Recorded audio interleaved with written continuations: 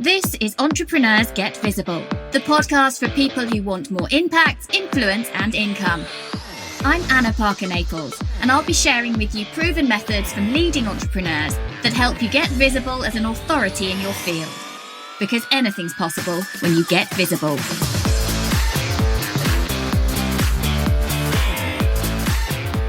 Hello, and welcome to Entrepreneurs Get Visible, which we are recording live today.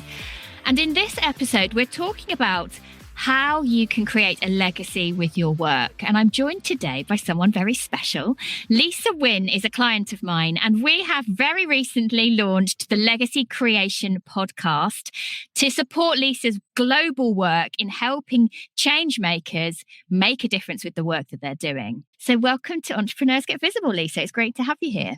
Thank you. It's really exciting. It's been an amazing 24 hours already. So I'm just glad to be here in your space. So yeah, Lisa's show actually went live in Spotify yesterday morning and in our Apple just late last night. And we've worked together over the last couple of months to make sure that Lisa's message gets amplified, that what she wants to put out into the world is actually what her podcast represents, so that you can help those leaders, those people who want to make a difference in the world. So Lisa, tell us a little bit about the work that you do. Tell us about who you're working with and what it looks like for you when we're not in lockdown. Well, that's the really interesting thing is before we were in lockdown, what I was doing was flying around the world, working with changemakers in Asia, Far East, US, all over the world. And then the gift, if you like, of last year is to really learn to bring that online and to actually amplify my message from here at home.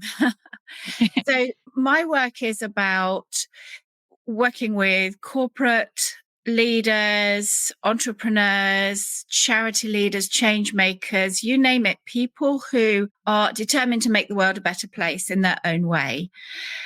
But really, I think my huge aim in all this is not so much to wake people up to you need to make a difference in the world, because I only attract people that already know that, who are already passionate about making a change in the world. But they're people who are probably burning themselves out. So we work on helping them to do it in a sustainable way.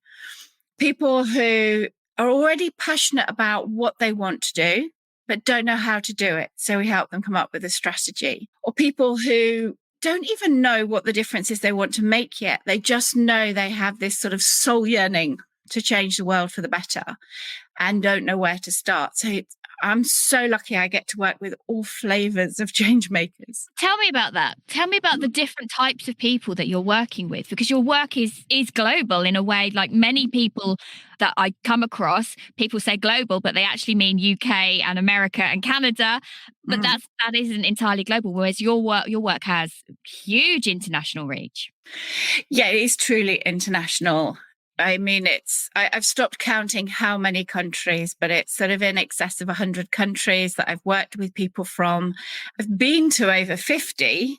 So it really is. And it's people who, in fact, most of my clients, their first language isn't even English. It's quite unusual for me to work with somebody who is native English speaker. So that's how lucky I am and privileged I am. So I do a lot of work, it goes in phases. So was doing a lot of work in the Far East before we couldn't go that far. Can't go to the Near East now. And so sometimes it's a global, it's a national thing. So for instance, in China, there's so much national pain and discomfort. They're in this huge breakthrough space. So it's incredible to work with either an organizational, a personal, or a national breakthrough. But for me, it all contributes to this global breakthrough of humanity saying, let's just change the way that we make change. Let's evolve the paradigm of change making. So if someone then realizes that they have this in them, and maybe that's something that they are just literally waking up to. Maybe there's been a shift in their life. Maybe there's been something that's happened that they realize this feeling in me that I have more potential. Actually, it's not just about me and my ego and everything that I want. It's about putting something else out there. What are the steps then that you take people through to create a business that enables them to make those changes for other people? Well, I think, as somebody who's come from a background of that sort of more purist approach to coaching, and then adding business coaching on top of that, for me, it's always about finding out where they are, what's their current gap. So is there a gap that they don't know what business they want to start? As you're talking about people who say, maybe I can do this. That's the first stage, is actually helping people to take that starting point, that seedling of self-belief, and help them to grow it into somebody who says, you know what, I can do this. I don't even have to know how to do it. How do I do it is usually not the right question. Who do I need to be to make this happen? Has all this magic, and then people step into it, and then the how-to starts to evolve. So the first step is usually self-belief and letting go of whatever stories are holding people back. So what I'm hearing from you is it's about allowing yourself to have that vision of what might be, but seeing the potential in yourself first, because there's often those, and this was very much the case for me. Why am I telling myself that I can't do whatever it is I want to do? And what would happen if I let go of that story? So tell us a bit about what you've seen and what you've helped nurture in people, where they've gone from. You don't have to share names, but where they've gone from and what they're now creating in the world. Lovely question. So I've worked with, let me tell you about a quite elderly lady in China who had never had children and had spent her whole life regretting that she'd never had children, and then discovered in herself through our work together this desire that it wasn't about having children, it was about nurturing children. And she set up this school in China to help parents to learn to think about their parenting and to parent differently. And she now has a best-selling book in China. She has a podcast. She is a sought-after speaker, having found that at that stage of her life. It's absolutely incredible. Every time I see her, she looks 10 years younger. Wow. And then I've worked with corporations who are already amazing at how they look after people and want to look after people even better. One of my clients is the world's biggest private company. They have been top employer in China for 10 years, year after year. Absolutely dedicated to doing more, to evolving the way that corporations look after people. So it's the most incredible span of people and organizations that I get to work with. So Lisa, I'm really curious as to how your work has evolved in China and in the Far East. How did that happen? What's your background and how did you end up there? Well, I think this is one of the big shifts, and it's one of the things that happened last year. So my career, it's 11/11, my career has always been utterly organic. I was actually a physiotherapist, and I got to this stage where people would drive a long way to come and see me, which actually doesn't make sense when you're in pain. And they would choose me, they would pay me quite a lot of money, but then they wouldn't take my advice. And that blew my mind. Why wouldn't you do what you know to do when you're in pain? So that's when I came across coaching to help people to change. So I really only meant to be a better physiotherapist, not to become a coach.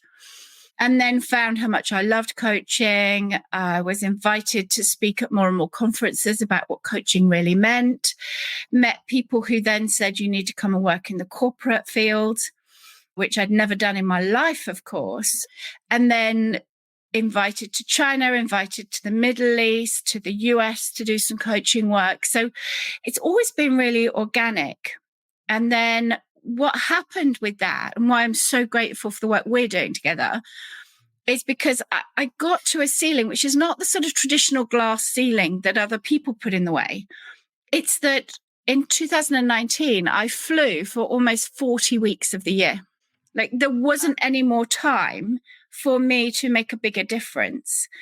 So that's where I got to this stage where I actually last year, I had intended to do a bit less, but not careful what you wish for in life. So, I think all of us are kind of thinking, did I actually wish this to happen? Did I actually, those wishes that life would just slow down for a while, that I could just have a year to do nothing?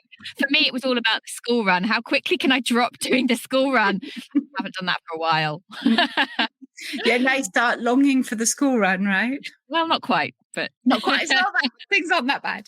No. Yeah, so I think one of the joys, the sort of flip side, if you like, of such an organic, beautiful, magical business building where I'd never promoted myself, I'd never marketed myself, is you get to the sort of multiple 6-figure mark, which is lovely. And then there's nowhere else to go because you're so busy doing what you do. And it requires you to be fully present at all times, because that's the way you've built your business as a speaker and a coach. Yeah, totally. And if as happened in the end, I couldn't get on a plane, stuck. It's gone. Yeah. So last year was all about taking everything I do online, but also being more conscious about what is it I want to do. And what I realized, this is where legacy creation came from, was that that's what I'd been doing for a long time. And I'd got all these different messages I was giving in all these different ways. And in fact, the podcast has been amazing for that, because it really helped me say, what are the key pillars of what I'm saying? What are my key messages? If you had to jump on a session now and talk to somebody, what would you say? So that's been utterly incredible for me. And that we talked about this yesterday. I supported Lisa on her launch day. One of the things that people are always quite surprised about when they come to work with me and consult with me on their podcast is that I often work with very well-established business people, and they think, well, I know my ideal client, I know who I'm speaking to. But when we break that down to actually who might tune in and at what stage in their journey do you want to catch them, and how can you pique their interest enough, give them enough so that they love you, they trust you, and they know that that message is for them. And I love that unraveling process. I love pulling it back, because suddenly you realize, well, this is actually the core of my work. So it gets deeper and deeper. And I think that surprised you a little bit as we were working through that. Yeah, because I knew I was in the process of doing it, and I'd done a rebranding exercise at the end of last year and moving into this year. So with the new website coming live and things, I'd done some of that, but it felt like another layer of it, to be honest. And, I'm sure you find this in life, that there are some things the things you do, which are your zone of genius, is very hard to find somebody else who can help you to do it. So I spend so much of my life helping business owners and entrepreneurs and corporate leaders decide who they're focused on. And then when it came to myself, I was really struggling with that. And yesterday and this morning, and I've had such an affirmation of a message that I often give people, which is when you niche down, you allow people to find who you are. But those people who still want you will work harder to get in front of you. So we really positioned this as being for female game changers, even though many of the people I work with are male, but I really wanted to focus this on female game changers. I've had so many messages since it went live last night saying, I'm a man, I really like this, I'm going to keep listening. It's sort of a little bit defiant. But what's interesting is that we talk about this in creating a podcast, is that when you're really super clear on who you're speaking to, it doesn't mean the other people won't listen. They will. You'll still attract them. But those who you're directly speaking to, you can be much clearer in what you're saying. And we find that time and again. So in terms of you personally creating your own legacy, talk to me about what that means to you. What journey are you on? Where are you going? And why does it matter? So for me, what I realized is I have change-making FOMO, which was what was exhausting me. So, when people say to me, we need you to come to China and help evolve parenting in China. Well, I'm not a parent coach, but we need you. Okay, I'm coming. And that's what was exhausting for me. And what I realized was I've been through all these different niches in life. I've specialized as wealth creation coach and spiritual coaching, you name it. And all of those things come together under legacy creation coaching. Yeah. It's about finding all elements of you. It's all elements of you and what you stand for. It is. And it also allows me to, I always want to get to the root of something. So I remember that I always wanted to go and do a job in humanitarianism. The thought of being in the field, looking after, helping people in the depths of their lives really felt amazing to me. And then I realized what I want to do is work with the root causes of what causes that. How can I stop that from happening? How could I help to reduce the need for that? And that's the beauty of legacy creation. I get to work with so many different people who are working at the root causes. So rather than try and spread myself too thinly, working with all the different causes that matter to me, I'm working with all of them, but at the heart of it, I'm helping those people who are already experts in their field to become absolute game changers, to do what they already do brilliantly. I can't help them with that. They're the experts on that. But I can help them to be more strategic about how they do it, to get their own voice heard more readily, to find their power so that they project their voice. So this is what I'm doing. I'm working to really shift what we mean when we say change making. And what do you think was the moment when you realized that that was what you were doing? When COVID hit and I didn't get to do it anymore. Right. Because I was so busy doing it and responding to life and reacting to the requests. And suddenly I was in lockdown on my own. I live on my own. Couldn't even see my daughter and granddaughter who live around the corner. I'm here alone thinking, I'm not doing it anymore. And then the question came up, what is it you're not doing? Exactly what are you not doing? What is the gift here? What is the vision? You can't live like that for the next 10 years. No. That's not modeling for other change makers what change making should look and feel like. I think there's something really important there is that we have, despite however hard it is for many around the world, we have been given an opportunity to change what we do. And whilst that might be uncomfortable, actually there's tremendous opportunity. So I know that Lisa's podcast within a short space of time is going to be in many, many countries around the world in a very short time frame without Lisa having to have hours and hours of travel and being in hotels, and you can start to affect more change. Why do you think we're driven, some of us, why do you think we're driven to want to leave a legacy? I honestly believe that we're all driven to lead a legacy and some of us cover it up. That's just really hit home. That's really hit home. So I think all of us have unique and exceptional talents and gifts, but we often shy away from them because they're uncomfortable, or we've not acknowledged them because of a lack of childhood support and a lack of self-belief and limiting belief. That's actually the whole thing we're talking about today, Get Visible on Entrepreneurs Get Visible. That's really what my book is about. It's about how you see that potential in yourself. And for me, initially, my work started really a long time ago as an actor, but it was always about being seen to prove that I was enough, which came from a place of self-doubt. And it was very ego-driven. But now it's about, well, how can I expand to help others? And I think in us recognizing the potential that we have, and that it's about other people and the world and what comes after us, what's current. A legacy, I think, can also be what happens now. It's not necessarily years and years in the future, but we are really making a difference. I think that there are so many more people waking up to the fact that they want to do this. Is that something that you're experiencing? Definitely. We're in this big shift in humanity where people are saying there must be more to life than this.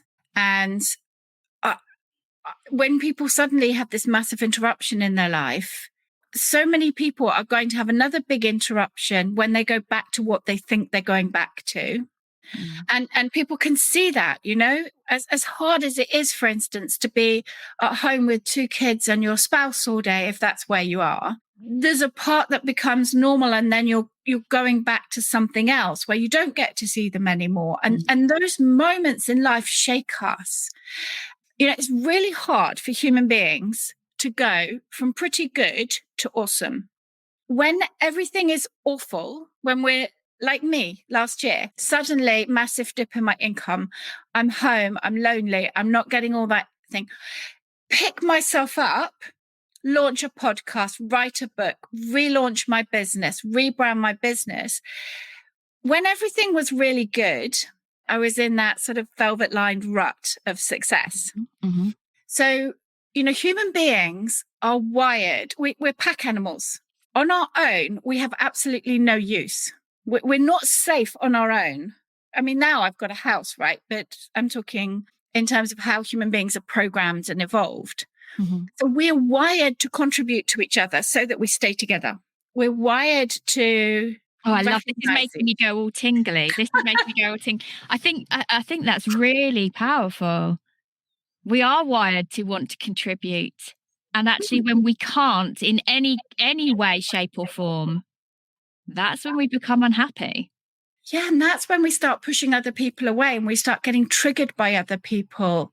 And that's when we start saying, well, it's not nice to earn a lot of money, or it's not nice to do this, or it's somehow not. We try and defend unconsciously this fact that we're not making a difference. And actually to pay attention to our triggers, to pay attention to the people that really annoy us or that we get jealous of, because they are, even if we really never want to do things the way they're doing it, they're triggering something in us, which is our pure potential saying, well, come on then. Mm-hmm. Come on. If she's doing it that way and you don't like it, how are you going to do it?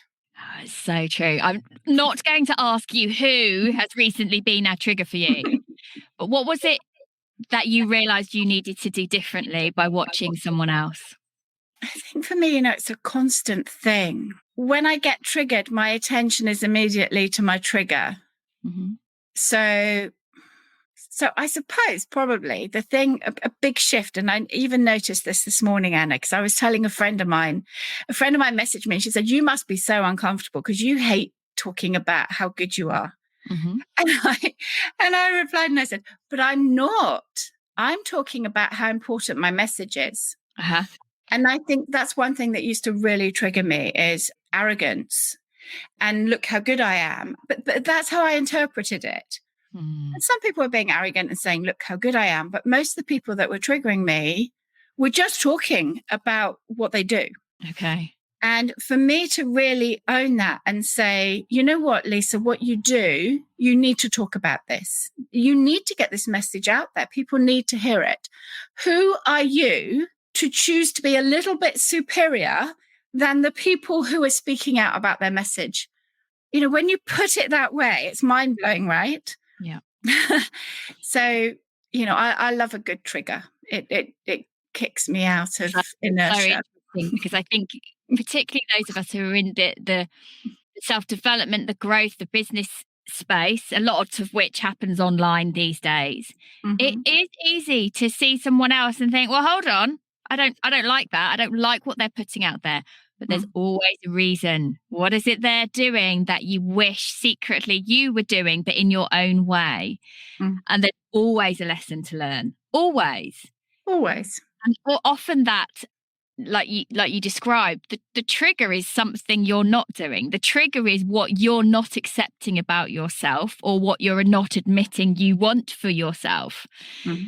And then when you acknowledge that, because it's always about you, it's always about something that's gone on earlier in your childhood or your life, then you can move through it and grow. And it was never about that person. They've just been that catalyst for you realizing, okay, there's something I'm not doing here. What is it? What am I trying to notice? Although some people are really annoying. I'll put that out there too. Yeah, it doesn't mean that. I'm not saying that everybody is doing everything perfectly and it's just about you being poked by it. It's that some of the people that trigger me I will never do things the way they do it because I don't like it. It doesn't fit my values, or it just doesn't feel right. Mhm. Sometimes it's genuinely not very pleasant, I think. I that's true as well. Yes. But the reality is that there are lots of things in the world that are unpleasant. But that thing that bothers you, that thing that annoys you, that you wake up at 2:00 in the morning and you think, oh gosh, that was so annoying. It's like the things you hold on to, I believe, are your psyche, your pure potential saying, come on, just please Notice listen. me, listen. Mm, So then for someone who thinks, I've got it in me to make a difference, I mm, don't know who to, I don't know how, mm. where do they start? Start with your wildest daydreams. Because for most of us, we do know, but we've covered it up with limiting beliefs. If you could do whatever you wanted to do, what would you do? When you're having a moment and you're thinking, oh, I wish I weren't doing this, what do you wish you were doing? Start with what you wish you were doing. Like it's going to give you one end of the string, and then you follow the string back to your legacy. You don't have to know all of the answers straight away. And often when I work with people in a similar capacity, the first thing they say they want is, their financial gain. They want the financials because then they think that that's going to fix everything. But the truth is that's not going to drive you and motivate you, really. It's not. And when you get to that point that you have all the financial stuff sorted, where do you go from there? Once you've got the nice car, you've got the savings in the bank, that actually isn't enough to sustain, nurture, and I guess encourage you to do more because it's not purposeful enough. And so, it's looking at, well, once I'd got the money, once I'd got the lifestyle, well, what then? What would I then be doing with my time? Once I've enjoyed playing with that, once I've had the holidays, what then? What am I then? So, okay, as we wrap this up, what is your message for people who think that they are ready to leave a legacy on this world? That you are ready. If you think you're ready, you're ready. Own it, love it, and recognize that you need to start with your own life. That's the first step. You talk to somebody, plan it out, get excited about what your life is going to be like, and get started. Just get started, people. Take some action for sure. So thank you so much for joining me today, Lisa. Those of you who are listening, we would love you to go and check out Lisa's new podcast, the Legacy Creation Podcast. If you are listening on a podcast app right now, you can go and find it in Spotify, Apple, Stitcher, Google, or if you're listening on the podcast, you can just go to the show notes and click the little link below and it will take you wherever it's going to be easiest for you. And I'd just really like to thank Lisa for joining me on the show today. I hope that you found this interesting and go check her show out. And if you know that you are ready to raise your own profile, that you want to make a difference in some way, then do come and check out my challenge, Raise Your Profile, raiseyourprices.com. Again, the link will be in the show notes wherever you're listening today. That's it from us. Take care. Thank you for listening to Entrepreneurs Get Visible. To get your free checklist on how to raise your profile and to find out about our community, go to annaparkernaples.co.uk/get visible.